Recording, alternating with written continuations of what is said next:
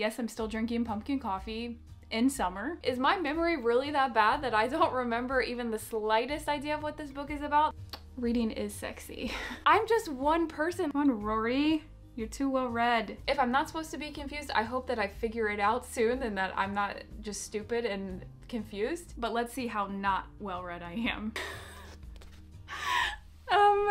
Now, Lorelai and Rory would totally make fun of me. I'm too stupid for Shakespeare. Hello, like perfect. Hey everyone, welcome back to my channel. My name is Kari. Today I'm gonna start a really fun video that I've loved watching on other creators' channels. Like for example, Kira Foster and Carolyn Marie Reeds have both done this. Actually, they did it together. And I just absolutely love this concept. So if you aren't familiar, which I don't know how at this point you could be unfamiliar with who Rory Gilmore is, but if that's the case, Rory Gilmore is one of the main characters on the TV show Gilmore Girls. So Gilmore Girls is a show that follows Rory Gilmore, like I said, who is the daughter of Lorelai Gilmore, and the whole show centers around the dynamic between this mother and daughter. It's absolutely hilarious, and you get so attached to all the characters. Like, it's incredible how amazing this show is. The humor is absolutely incredible, and you actually learn a lot while watching it, even through the humor. Like, the jokes that they make are super smart, and you actually learn a lot while you watch it. And so through the different seasons, we see how the dynamic between Rory and Lorelai changes, but also the dynamic with Lorelai's mom, who is Emily, how their dynamic changes over time, but also all these different side characters, all these different people in their life. Also, obviously, there's a lot of different relationships, so the different relationships that Rory has, also the different relationships that Lorelai has, and just the different things that they go through in their lives. Hey guys, voiceover Kari here. I realized that I forgot to ask you a vital question. I need to know, are you Team Dean, Team Jess, or Team Logan? This is extremely important information. Please make sure you put in the comments below what team you're on. Personally, I'm on Team Logan. I think that he is such an amazing boyfriend. I think he's perfect for Rory. Now, I understand that maybe this is an unpopular opinion because Logan does have his faults, but so does Dean and so does Jess. So, I mean, I'm willing to forgive the things that Logan has done because I just think him and Rory are perfect together, and I think that they should be together forever. So make sure, please, you put in the comments below whose team you're on because this is the vital Gilmore Girls debate. So make sure you let me know. Okay, back to the video. So the reason that this readathon even began is because Rory Gilmore, the daughter, she reads a ton. She's like the biggest bookworm ever. So over the years, a lot of websites have made lists of all the books that either Rory reads on screen, that we see her reading it, or books that are referenced in the show by any of the characters, but especially Rory and Lorelai. And people challenge themselves to read all these books. Now, there's like almost 400 books on this list, I think. So when they say Rory Gilmore reading challenge, that's definitely a challenge, 400 books. So Gilmore Girls is definitely, without a doubt, my #1 favorite TV show. No question, nothing's ever gonna top Gilmore Girls, ever, for sure. So Gilmore Girls actually started in the year 2000, and I started watching it in like 2003, I think, like live on TV. I would watch the new episode every week. So like, not to brag, but I liked Gilmore Girls before it was cool. So anyway, Gilmore Girls was always the highlight of my week, and every Christmas my parents would get me the DVD set that came out that previous year. So for like example, you know, I started watching like season 3, I think, live, and then once that season was done, whenever that next Christmas was and it came out on DVD, like the DVD set, you know, my parents would get me that for Christmas. So every year until the show ended, every Christmas I would get the latest DVD set, and like I have such fond memories of that, getting so excited, and like I still have those original sets of DVDs. Another fond memory that I have of Gilmore Girls is when the last season was airing, I was in high school, and one of my teachers in high school, he loved watching Gilmore Girls too, and so he had like a little watch party for the series finale, and so like a bunch of us went to school late, whatever time it was on, you know, it was probably like 8 o'clock at night, and he projected the last episode of Gilmore Girls on like the smart board, so it was kind of like being in a movie theater watching the last episode ever of Gilmore Girls, and that was just so fun, like being together with other Gilmore Girls fans, and this is like the whole series wrapping up. Like, that's such a fond memory for me, and I'll never forget that. So basically, all that to say that I love Gilmore Girls.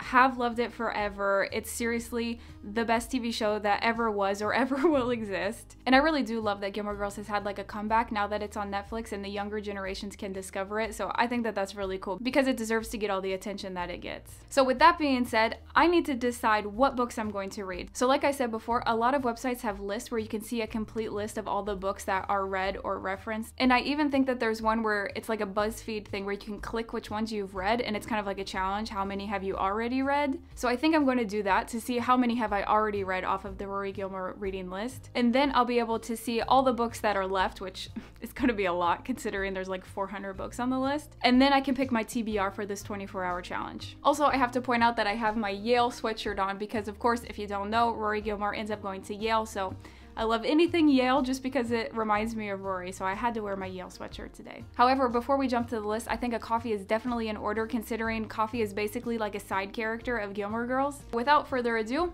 coffee, coffee, coffee.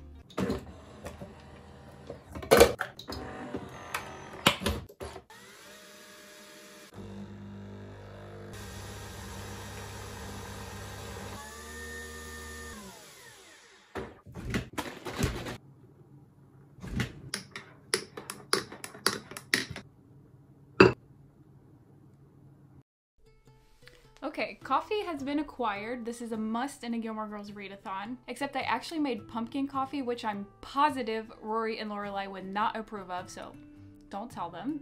However, I absolutely love everything pumpkin. Now, obviously, it's May. It's not pumpkin season, but in October, I stock up on everything pumpkin just so I can have it throughout the whole year. So yes, I'm still drinking pumpkin coffee in summer, and we're just gonna roll with it. It's giving Taylor's Hay Bale Maze vibes. So anyway, now that we're all set on the coffee front, which is, like I said, vital for a Gilmore Girls readathon, so the next most important thing to acquire are the books. So like I said before, a lot of websites have like a comprehensive list of all the books that either Rory reads, Jess reads, or that are just referenced in the show. And the one that I'm going to be referencing today is from BuzzFeed because you can actually click the ones that you've read, and at the end it will tell you how many of the books that you've read, which I think is really, really cool. So I'm actually going to put the link down below of this BuzzFeed quiz so that you can follow along, and then we can all compare how many books we've all read from the Rory Gilmore reading list. So anyway, make sure you check that out. It's in the description. Also, before we begin, I just want to point out this little sticker that I have on my computer that if you know, you know. This is absolutely quintessential Gilmore Girls.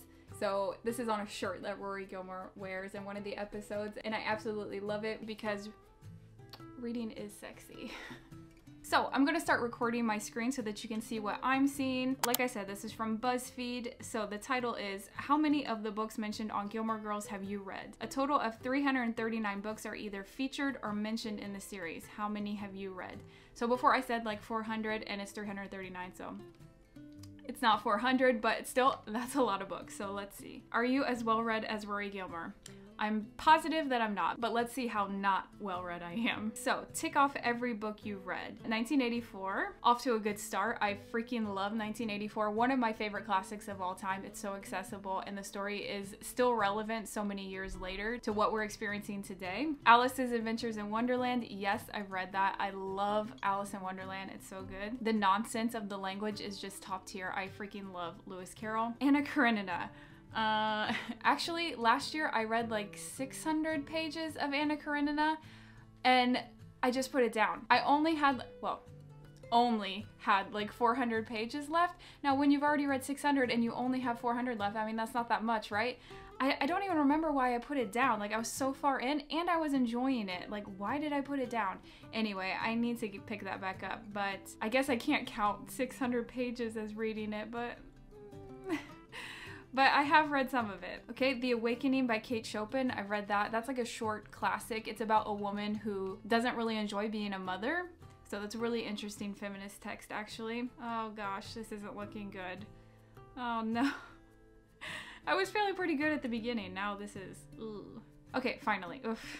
A Christmas Carol by Charles Dickens. I have read that. I read that like 2 Christmases ago, I think. And it was okay. It was fine. I was expecting to like it more than I did, but it was okay. Definitely put you in the Christmas spirit, so. Let's see. Man, this is not looking good. I haven't read very many of these. At least that means, I guess, that I'll have a lot of options for my TBR. Right side? I have read a little bit of The Curious Incident of the Dog in the Nighttime. I really enjoyed the beginning, but I didn't like the end so much when I got towards the end, and so I DNF'd it. Man, this is making me feel real bad. I do have a lot of these on my physical TBR, but I haven't read them yet. Dr. Jekyll and Mr. Hyde, I read that for Halloween a few years ago. I really, really enjoyed it. I didn't expect it to like it as much as I did. Edgar Allan Poe, Complete Tales and Poems. I haven't read the Complete Tales and Poems, but I have read a good few of the short stories, probably like 5 short stories, but I haven't read the complete thing, so I guess I can't select it, which, Wah, wah. Ethan Frome I've read by Edith Wharton. Actually, Lucy the Reader on YouTube, she mentioned this book because she loves Wuthering Heights, and she's actually what encouraged me to read Wuthering Heights, and then that ended up becoming my favorite classic of all time. And she said that Ethan Frome gave similar vibes to Wuthering Heights, and so I was really excited to read this. And while I understand why she said that, personally I just didn't connect with Ethan Frome as much as I did with Wuthering Heights, so I was a little bit disappointed, but in the end I am glad that I read it. Fahrenheit 451 I have read. Again, another one that I thought I was going to love, you know, about books, burning books, all of that. I thought that that would be a good time. I didn't enjoy it that much. Fahrenheit 9/11, that's a movie. Why is that on here? Well, anyway, I've seen it, so I guess that counts. That's weird. Why is that on here? The Fellowship of the Ring I've read. I've only read The Hobbit and The Fellowship of the Ring. I fully intend to read the next two books before I watch the movies again, because I've forgotten everything that's in the movies, and so I want to read the books before I do that. A big gap again of things I haven't read. No. Come on, Rory. You're too well read. The Great Gatsby, of course. Everyone's read The Great Gatsby, and not overhyped in my opinion. Some people say it's overhyped, that they don't like it. Personally, I really, really enjoyed The Great Gatsby. Hamlet. I have read Hamlet. However, it made me realize I'm too stupid for Shakespeare. It was just so hard to understand. Like, I feel like I need to take a class on Shakespeare to learn how to read it, to learn how to appreciate it. I don't know. Obviously, Rory is super smart, so I'm sure she had no problems understanding Hamlet. Okay. Harry Potter and the Goblet of Fire, definitely have read. Sorcerer's Stone, yes, of course. Oh no, another big gap. Why? Again, I have so many of these books on my physical TBR. I just haven't read them yet. Jane Eyre by Charlotte Bronte, yes, one of my favorite books of all time. So good. Seriously, I have so many of these books on my shelves. That's gonna bode well for my TBR though. The Lottery by Shirley Jackson, love, love, love, love Shirley Jackson, so good. This is actually depressing me. It's not making me feel good. How are you doing so far? I bet you've been checking off all of these and making me look ridiculous. New Poems of Emily Dickinson by Emily Dickinson. The collection that I had wasn't called New Poems, but it was a collection of all her poetry, so I have read that. Love Emily Dickinson. Also, if you like Emily Dickinson, make sure you watch Dickinson on Apple TV. So good. So, so good. Okay, The Picture of Dorian Gray I've read. I didn't really like it that much. I thought I would really like it because it's like dark vibes. I just didn't enjoy it that much. However, I did really enjoy the one-liners. Like, I forget exactly how it's worded. I'll put it on the screen. But basically, he says, Paris is where good Americans go when they die. And I love that. Okay, next, Pride and Prejudice I've read. Yes. The Raven by Edgar Allan Poe. Why is The Raven separate from the collection that they mentioned earlier of Poe? I don't understand that, but okay. Rebecca, one of my favorite classics, so good. So many books I haven't read. Waiting for Godot, okay, I've read that. That's like a play, an absurdist play. Who's Afraid of Virginia Woolf? Oh, I love that, it's so good. Oh, Wuthering Heights, my favorite classic, like I said, so good. Okay, so let's check. Oh God, I'm scared. Show me my results. 23 of 339. Oh my gosh. Well, it does say you checked more than 50% of quiz takers, so I'll take that as a win. And now I want to go back through and choose my TBR based on the books that I haven't read, but I have them on my physical TBR because I'm not going to buy any books for this. I want to read from my physical TBR because seriously, I have so many of these books. I think I'm going to redo the quiz really quickly and just see how many are on my TBR just so it'll count it for me.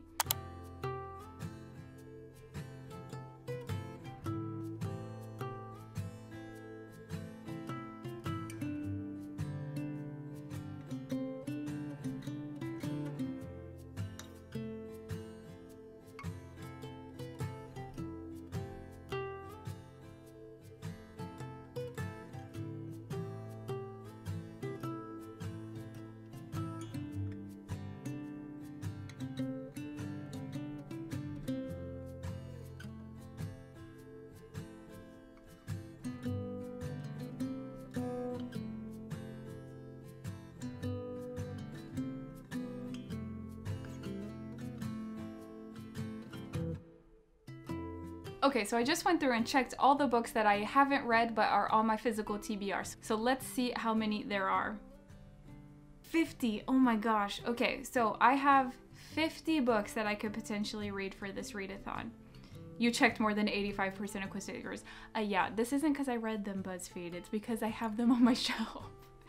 Okay, so what I'm thinking is I don't want to read anything too long because that's not going to be super productive for a 24-hour readathon. So for example, I'm not going to pick up War and Peace because I probably wouldn't even finish it in 24 hours. So that's going to be part of my strategy. So let's see.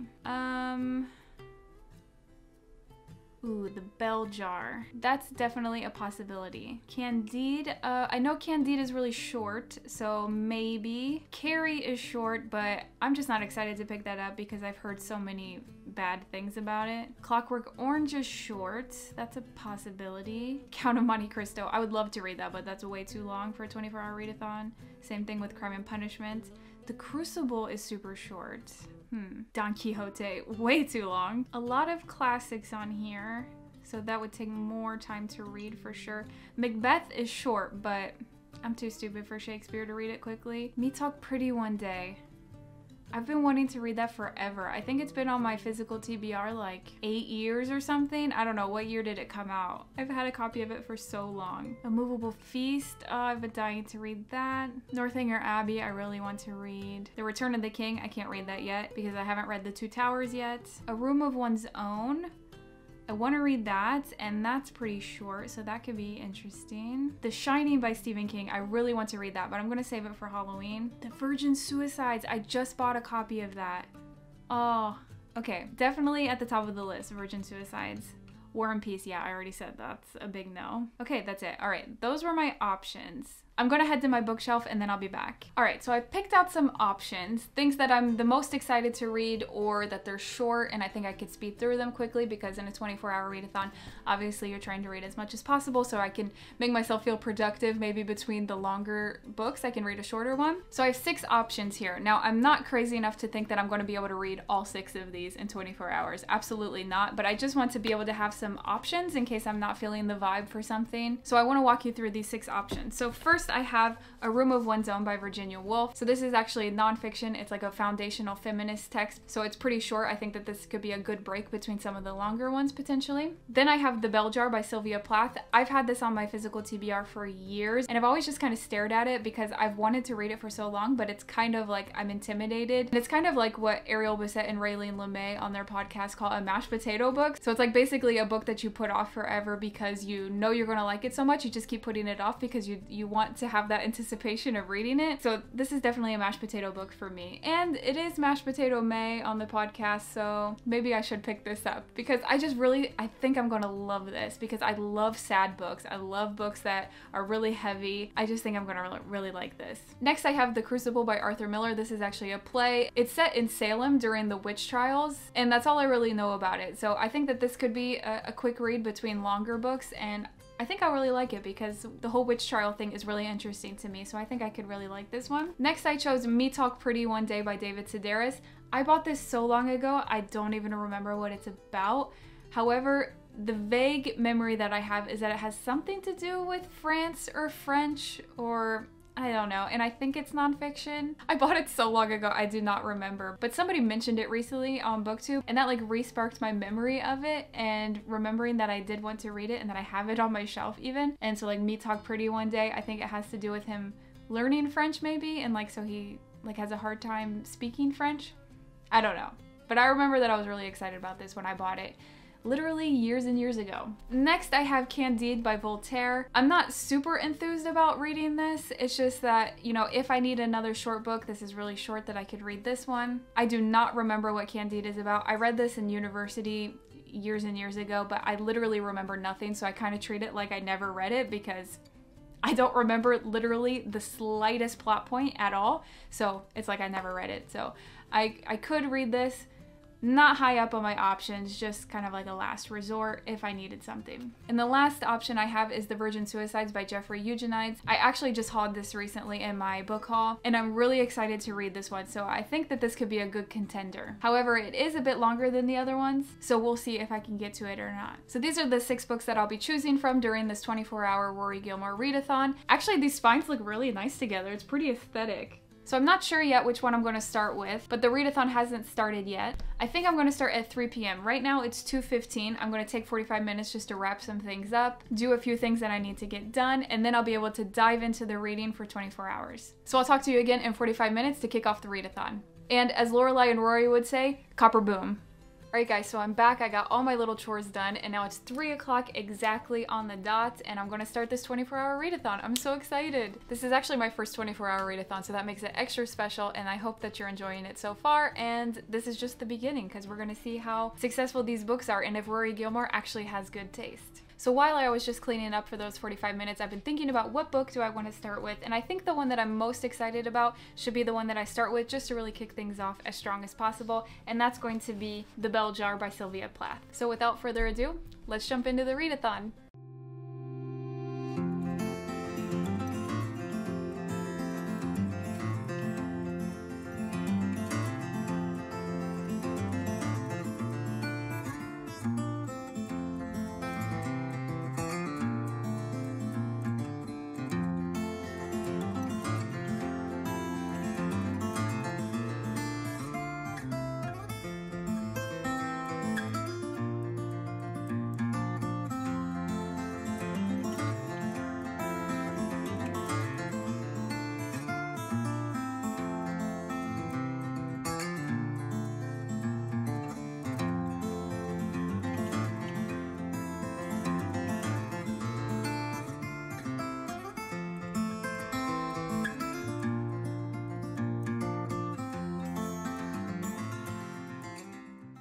So I just did a whole update and I had my glasses on and there was a huge glare in my glasses. So I'm going to try this again. Otherwise it would have been super distracting for you, but also for me editing this video, that there was a huge glare in my glasses and you couldn't even see my eyes. So let's try this again. Basically what I was saying was that I'm on page 50 of The Bell Jar, so I'm about to start chapter 5. And so basically so far this is about a girl named Esther, and I think she's 19 or 20 years old in New York City. And so we know that Esther got like a scholarship to go to this really prestigious university in New York City, and like that's why she's there. She moved there from New England. And then also that she gets a job at magazine publishing house. And the timeline like kind of jumps back and forth in time talking about these two moments, and that's kind of confusing me so far. I feel like I can't keep up with which timeline we're talking about, and also a lot of different people are mentioned but they aren't really important to the story. So it's like, you know, when you're trying to keep up with a bunch of names but you don't know if you need to remember this specific person's name or not. Like that's kind of how I feel right now, that it's mentioning a lot of people but then they end up not being mentioned again. Now obviously I'm only on page 50, so that could change, but I feel like I'm not following this story, and maybe that's on purpose, I don't know. And where I'm at now, Esther has just gone to like a luncheon for this like ladies' day luncheon, and when she comes back everybody had been like poisoned. Like she had been poisoned and her friends, everybody that had gone to this event, have been poisoned.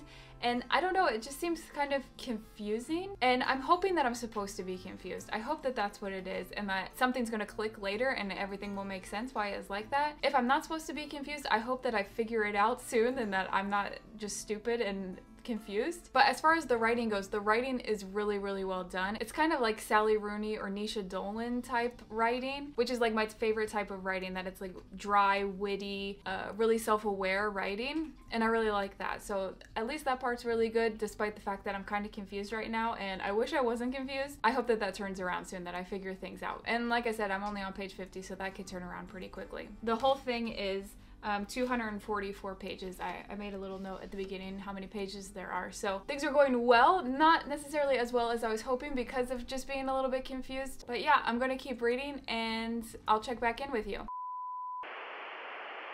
But I did want to tell you that I got some peanut butter M&Ms out, because these are so good. If you haven't had peanut butter M&Ms yet, you definitely should try, especially if you like Reese's Pieces. Now, you can't get peanut butter M&Ms in France. I actually brought these back from the US because I love them so much. Like I said, if you like Reese's Pieces, you should definitely try the peanut butter M&Ms because they're like Reese's Pieces, but like with even more peanut butter on the inside. And you absolutely have to eat them cold. Like put them in the refrigerator and then eat them.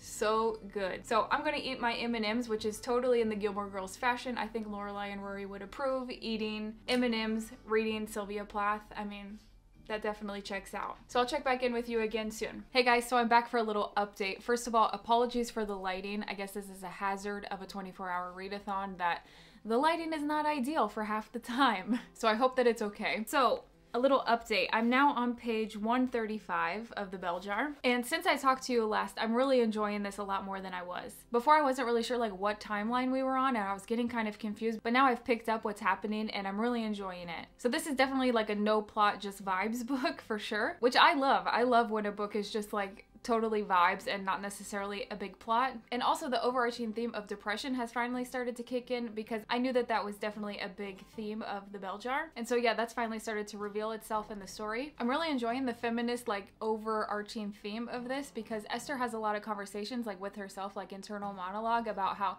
she doesn't want to get married and she doesn't want to have kids, which obviously at this time, I read that it was first published in 1967.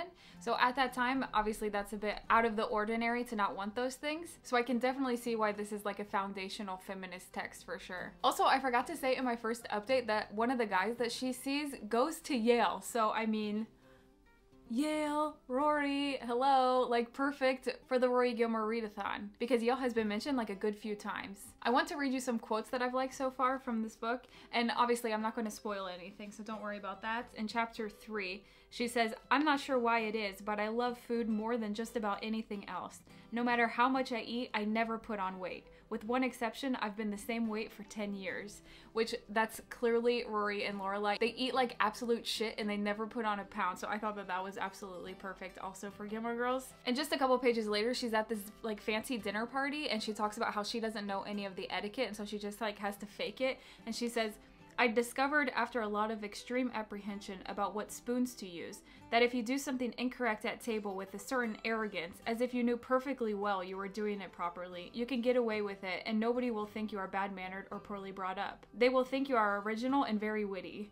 And that just seems like something Rory and Lorelai would say. You know, their Friday night dinners with Emily, like if they weren't doing something correctly, you know, I could totally see them doing this and just acting like it was totally normal. And so something that seems really progressive for this time since it was published in 1967 is that she's talking about how women are always told, you know, you should stay pure and not have sex with anyone until you get married because, you know, you want to give this gift to your husband. And Esther is really questioning that, which obviously was super forward thinking of her at that time. And so she's reading this article where this woman is saying all these things like wait to have sex. And also, you know, you have to assume that the first time you have sex, you're going to have a baby. And so that should be with your husband. And so here's what Esther says about that. The woman finished her article by saying, "Better be safe than sorry, and besides, there was no sure way of not getting stuck with a baby, and then you'd really be in a pickle." Now, the one thing this article didn't seem to me to consider was how a girl felt. It might be nice to be pure and then to marry a pure man, but what if he suddenly confessed he wasn't pure after we were married the way Buddy Willard had? So that's the guy that she was dating. I couldn't stand the idea of a woman having to have a single pure life and a man being able to have a double life, one pure and one not. So I love that at this time she was already questioning, Sylvia Plath was already questioning like gender roles and how women just have to remain innocent and pure and virginal, but the men could run around and do whatever they wanted. Like, I love that. And just a few pages later, we get some internal thoughts that Esther has on that same topic, and she says, "So I began to think maybe it was true that when you were married and had children, it was like being brainwashed, and after you went about numb as a slave in some private totalitarian state." So I just totally see how this is a foundational feminist text. So anyway, like I said, I'm really enjoying this a lot more than I did in the first 50 pages where I was kind of confused what was going on, but now I'm really, really loving it. It's so good. So like I said, I'm on page 135, which is just over halfway, so I think I'll be able to finish this tonight, no problem. And so yeah, I'll check in with you again later when I have something to update you on.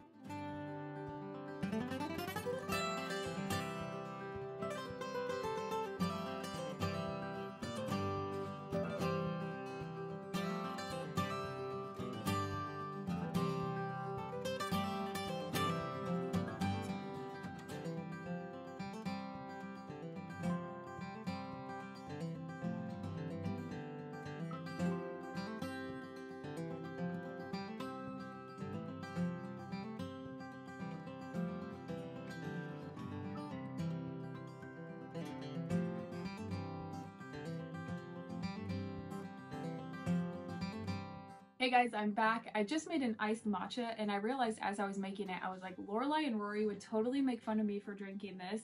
This is like something that Sherry would drink probably, an iced matcha. So I just had to share that little thought that I had in this delicious iced matcha that I made.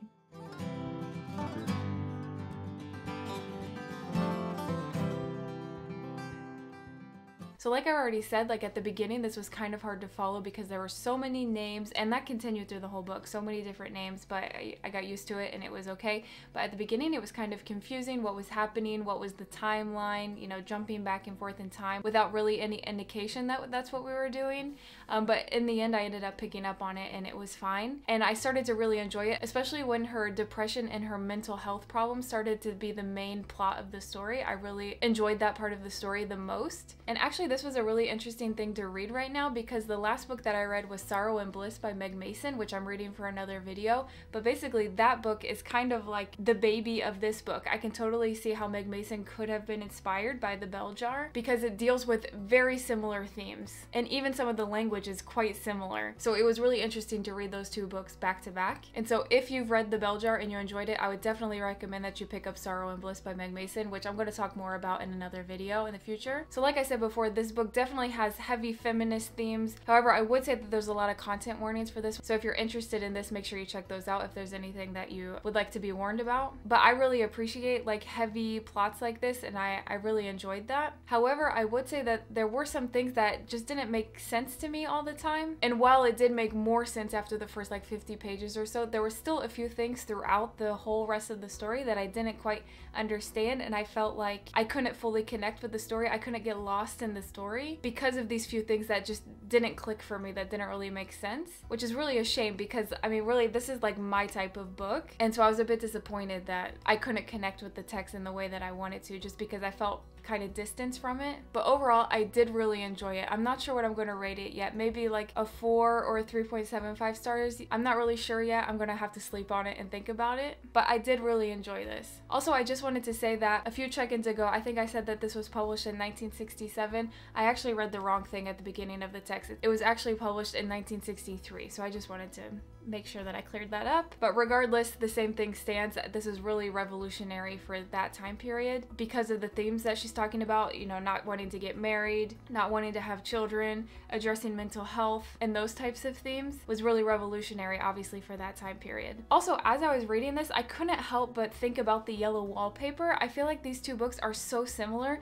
Now, obviously, The Yellow Wallpaper is a Victorian story, and it has to do with the rest cure and things like that. And I just found really similar links with this because this talks about like shock therapy, which these are obviously two different ways and two different time periods that were used to heal women. So I just think it would be really, really interesting to have a close study sometime of these two stories, The Yellow Wallpaper and The Bell Jar, because I think it would be really, really fascinating to draw parallels between these two stories. So anyway, overall, I really, really enjoyed this. I'm glad that I read it. Like I said, this has been on my shelf. I actually saw it in the front of my book. I used to write in my book when I got them, and so it said Christmas 2016. This has been on my shelf for almost 6 years now, so I'm glad that I finally picked it up, that this readathon encouraged me to do that. So now it's time to pick my next book. So it's 12:15 a.m.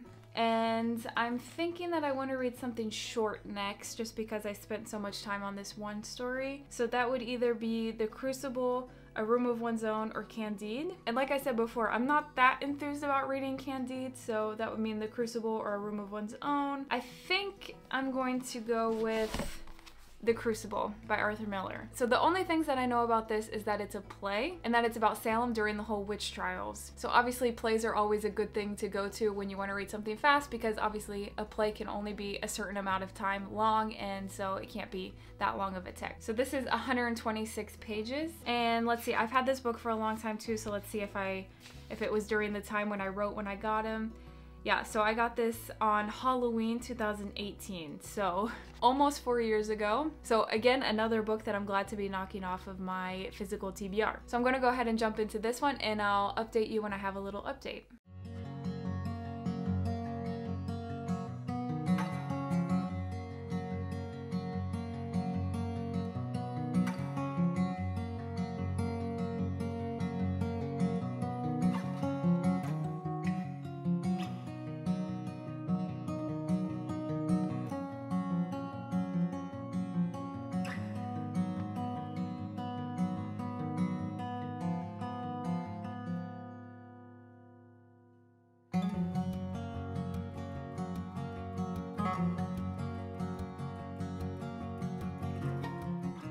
Good morning, everyone. Today's the next day, And so when I got in bed last night, I had just started the Crucible and I was reading from this copy. But then obviously as I was getting ready for bed, I couldn't walk around with this book reading and getting ready for bed. So I decided to check Libby to see if I could get an audiobook. And sure enough, they had a copy available, so I downloaded that to my phone and I listened to that while I was getting ready for bed. And actually the performance was so good that I just kept listening to it rather than reading from my physical copy. And I'm gonna put on the screen here which performance I'm listening to because it's so good. Like I feel like I'm in the theater just listening to them. It's a full cast and it even has like sound effects. Like there's thunder constantly going and there's like dogs barking and things like that. It's so good. I feel like I'm listening to a live performance. So I cross-referenced where I am in the audiobook versus the physical book, and it looks like I'm just about finished with Act 2, which is just about halfway through the book. Like I think I'm just over halfway. And so far, I think the audiobook is what's making me like it. So the Crucible, like I said before, is set in Salem during the witch trials. And so basically the whole story starts off that these girls have been accused of performing witchcraft. And then slowly but surely other women start to be accused of performing witchcraft. And then it kind of spirals out of control that all these different women are being accused of witchcraft and how the town is dealing with it. And you can kind of witness the descent into like mass hysteria that these people are going through. So obviously this is a really interesting way to learn about the Salem witch trials. Even though this is fictionalized, still it's based on things that really happened. Something that I'm finding really interesting reading the Crucible now that I just read the Bell Jar is that this is just another example of a time in history when women were made to feel like that they are inferior to men and everything that they experience in life is wrong and should be treated, and the only way to treat that is either, you know, in the Bell Jar, Esther goes through some severe medical treatment to heal her, and here in the Crucible, the women are hanged for being accused of being witches. So two different times in history, and it shows two different ways that society was dealing with women. So two really, really interesting stories to compare to each other. And so we still have a good chunk of time to be reading today. We'll be reading until 3 p.m. and I think it's like 9 o'clock right now. It's kind of gloomy outside, which is kind of depressing, but you know, there's nothing better than a gloomy day to be stuck inside reading, so perfect.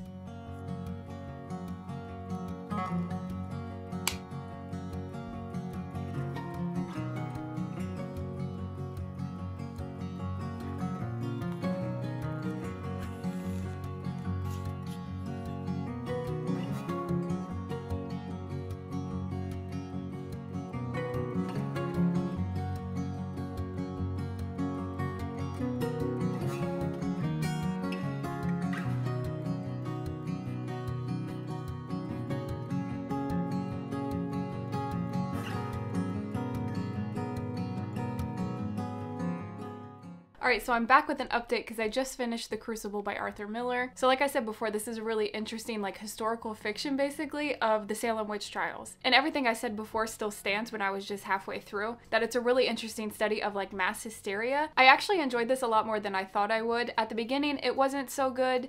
But then, like I said, the audiobook really put me into the story. And actually right at the end, I liked it a little bit less, but overall, like the main chunk of the story, I really enjoyed, really thanks to the audiobook, I think. I'm not sure if I would have enjoyed it as much if I had just read it from the book only, but I think that that's normal for plays. Like the whole point of a play is to watch people perform it, not to necessarily read it like this. So to be able to listen to it, it's kind of like you get half of the experience at least of a whole cast performing it. Maybe you don't see them in front of you, but you can hear them performing it. And like I said, the voice actors for this audiobook were excellent. It was so good, and all the sound effects, the thunder, the dogs barking, the roosters crowing, like it was really, really good, really immersive. And like I said before, this is really interesting to read right after the Bell Jar because there's similar themes. Even though they're completely different times and places, the themes are still similar. Like what do we do with crazy women? And so I think I would add this to my little study that I would like to do of the Bell Jar and the Yellow Wallpaper. I think the Crucible could be added to that, to do like a 3-book study of like how society deals with women that they deem crazy. Really, really interesting for sure. Now, is this one of my favorite books of all time now? No, I did enjoy it for sure. I think I would give it maybe like a 3 or 3.25. I don't know, I need to sit on it. So I do usually need to sit on my ratings, my initial ratings, and like think about it. And so at the end of this video, I'm going to sum up all my ratings because I will have had time to reflect and decide on a rating that I want. So now I need to choose my next read. So I have 4 options now. So I have A Room of One's Own, Candide, The Virgin Suicides, and Me Talk Pretty One Day. So it's like 11 o'clock right now about, I think. So that means that I have about 4 hours left in the readathon. So I need to take that into consideration when choosing. So like, I mean, I could definitely finish one of these in 4 hours. However, I'm less excited about these two than I am these two. I'm most excited about the Virgin Suicides, I think, out of these four. However, when I'm questioning how long a book is going to take to read, I always go and look and see how long the audiobook is, because that gives you a good idea. And obviously, when you're reading by yourself, you read faster than the audiobook, but it still gives you a, a ballpark idea.